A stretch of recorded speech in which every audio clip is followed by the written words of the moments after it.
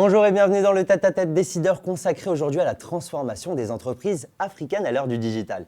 Si la transformation digitale du continent africain se fait à deux vitesses, nombreux sont les pays qui aujourd'hui voient leur écosystème se développer. Le mouvement de la digitalisation est lancé depuis quelques années et les nouvelles technologies telles que le cloud, l'IoT, le big data, la réalité virtuelle intègrent progressivement les entreprises africaines. Alors au-delà de l'entreprise de ces nouveaux outils, la convergence du numérique et du monde professionnel amène les entreprises à travailler sur plusieurs points: la digitalisation, la communication, l'internationalisation des échanges, la compétitivité ainsi que la collaboration.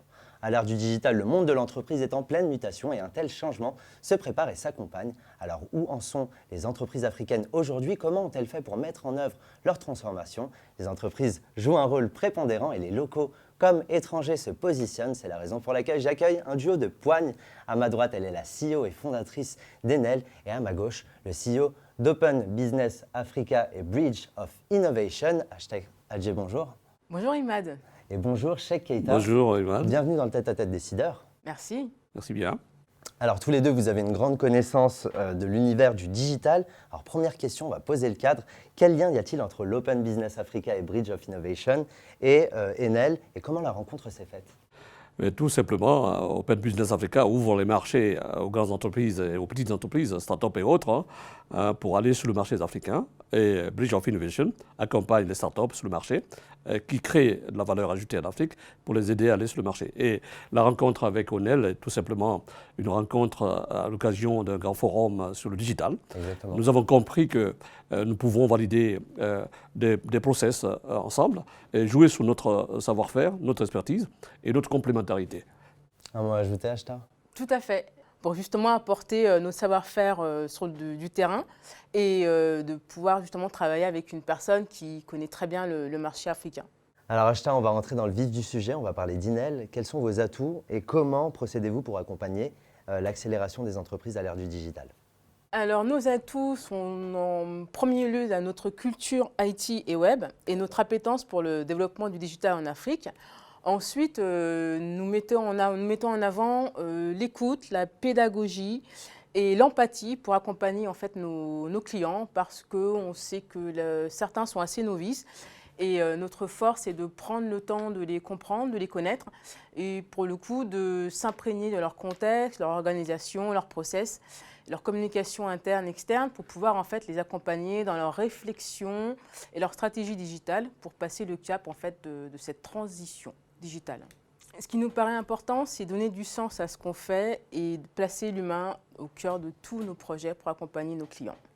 Alors Cheikh Keita, je sais que vous avez une grande connaissance sur les questions africaines. Quel état des lieux peut-on faire du digital en Afrique? Et on parle de quelle Afrique surtout?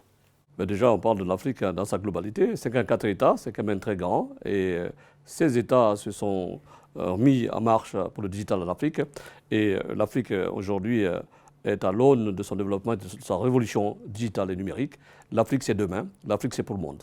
N'y voit-on pas une opportunité à saisir, justement? Des grandes opportunités, parce que c'est pour cela que nous faisons le travail pour faire la promotion des investissements sur le marché africain. Toutes les entreprises du monde ont vocation à partir d'Afrique, parce que c'est un marché grandiose, c'est un marché du siècle, c'est un marché de l'avenir, c'est un marché potentiel pour le monde. Alors vous avez une collaboration du coup avec la société Enel. Qu'est-ce que Enel peut vous apporter? À l'inverse, Ashta, qu'est-ce que OBA et Bridge of Innovation peuvent vous apporter? Enel nous apporte déjà une assurance parce qu'elle a une expertise du marché. Nous avons voulu, avec le retour de ce que nous avons trouvé sur le marché, des problématiques au niveau des entreprises, une entreprise qui est solide et qui peut proposer des solutions, qui peut rester à long terme avec des entreprises pour régler leurs problèmes et puis aussi conseiller l'évolution des entreprises. Parce qu'il ne faut pas faire aujourd'hui signer un contrat et partir. Enel a la vocation de rester en Afrique et parce que la patronne de Enel, Mme Aïcha, est une Africaine convaincue et puis une panafricaniste qui veut apporter sa solution et aussi son expertise à l'Afrique. OBA et Bridge of Innovation peuvent nous apporter la connaissance du marché et la capacité à nous faire évoluer très rapidement dans un continent qui est assez vaste et qui est très connu par M. Cheikh Keita. Alors Cheikh Keita, quels sont les secteurs en quête du digital en Afrique? Globalement, tous les secteurs sont en quête du digital. Mais je mettrai un accent particulier sur la e-gouvernance, l'éducation et le secteur des entreprises et aussi l'agriculture. Vous savez, l'Afrique est un grand marché agricole, donc nous devons mettre un accent particulier à l'agriculture et sur la e-gouvernance. Et dans quel secteur peut intervenir Enel? Enel peut intervenir sur tous les secteurs, mais par contre, on peut se focaliser sur les entreprises, par exemple. On peut parler de réorganisation d'entreprises, mettre en place des solutions digitales. On peut mettre en place aussi des solutions de dématérialisation. Le sujet est assez vaste et on peut intervenir sur différents aspects. Et enfin, je m'adresse à vous deux, on va se tourner vers l'avenir. Quelles sont vos ambitions respectives? Alors, notre ambition chez Enel est d'être un acteur majeur du changement. La mise en place de la transformation digitale en termes d'organisation, de process et de s'exporter en Afrique et d'être encore plus connu en France. Mais l'ambition, c'est porter l'Afrique globalement. On a 54 pays de l'Afrique anglophone et francophone. C'est porter cette révolution numérique digitale et la contrôler. Et puis créer des marches et des étapes pour donner à l'Afrique un tour global pour son développement numérique. Vous savez, nous avons aussi un problème au niveau de l'arrivée du digital. L'arrivée du digital numérique, ce n'est pas simplement positive, elle est aussi négative parce qu'il y a des secteurs, par exemple les fake news, les fausses informations et aussi la cybercriminalité. Il faut travailler vraiment sur ça pour que tout se passe bien. Et je pense que finalement, l'Afrique sera demain un continent numérique et digital. Alors des projets ambitieux en perspective. Merci beaucoup Ashta d'avoir accepté mon invitation. Merci beaucoup Imad. Merci également Cheikh. Merci bien.